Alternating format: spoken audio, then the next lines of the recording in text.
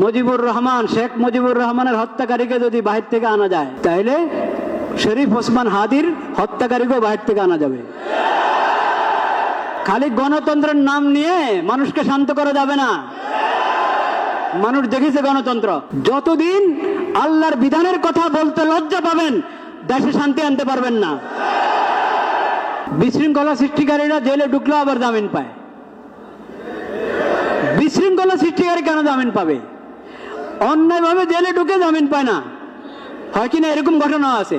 কিন্তু বহুত বড় অপরাধী, পাপাচারী জেলে ঢুকে জামিন পেয়ে যায়, জামিন পেয়ে বেরো বিদেশে চলে যায়, হত্যা করে বিদেশে চলে যায়।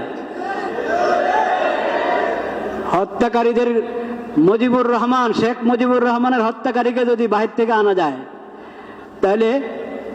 তাহলে শরীফ ওসমান হাদির হত্যাকারীকেও বাহির থেকে আনা যাবে।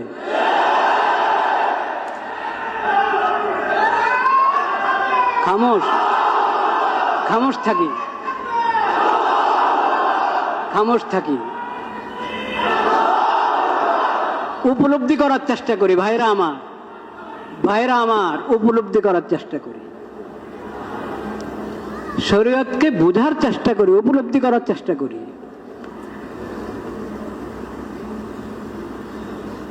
সব অন্যায় অন্যায়। শরীফ ওসমান হাদির রক্ত আল্লাহর কাছে এটাও রক্ত। আর চিটাগাঙে যে অ্যাডভোকেটকে হত্যা করা হয়েছে, সাইফুল ইসলাম আলিফ, তার রক্ত আল্লাহর কাছে রক্ত।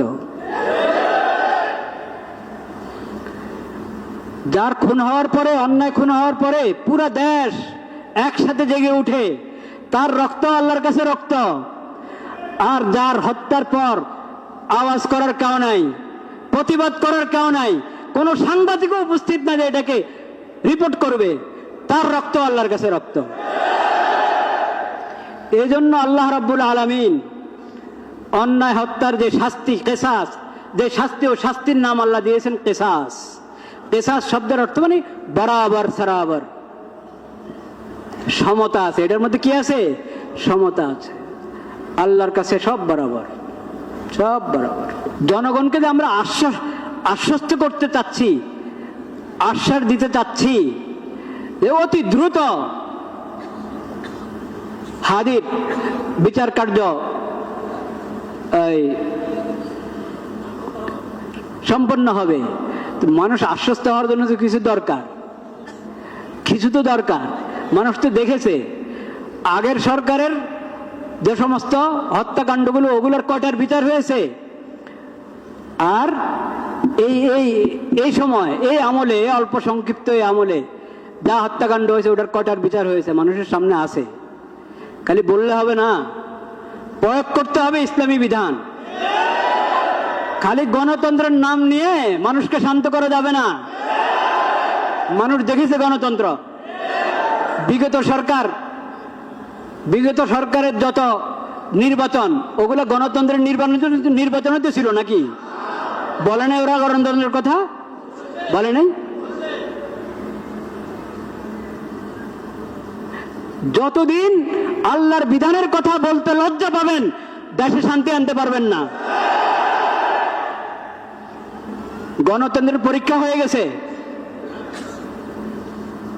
কোরআনে স্পষ্ট বিধান আল্লাহ দিয়ে রেখেছেন কেসাসের, ইসলামী দণ্ডবিধির। কোরআন তেলাওয়াত করেন না। আল্লাহ রাব্বুল আলামিনের নাম নিচ্ছি, হাদির জন্য পুরা দেশে দোয়া হবে, পুরা দেশে দোয়া হবে জুমার পরে। ওটা তো হাদি পাবে, আপনি কি পাবেন? সমাজ কি পাবে? সরকার কি পাবে? সমাজ এবং সরকার এবং দেশে শান্তি শৃঙ্খলা ফিরে আসতে হলে আল্লাহর বিধান প্রয়োগ করতে হবে। কেসাসের বিধান আল্লাহ যেভাবে দিয়েছেন সেভাবে প্রয়োগ করেন। মামলা ঝুলায় রাখবেন না। মামলা ঝুলায় রাখা এটা ইংরেজদের সভ্যতা। ইংরেজদের আইনের কারণে এরকম মামলা ঝুলিয়ে থাকে। ইসলামী পদ্ধতিতে আসেন, কোনো মামলা ঝুলে থাকবে না। ইসলামের দ্বন্দ্ববিধি এবং ইসলামের কেসাস যদি প্রয়োগ করতে পারি আমরা সাহস করে, তাহলে ইনশাআল্লাহ সমাজে পূর্ণ শৃঙ্খলা এবং শান্তি নিরাপত্তা ফিরে আসবে।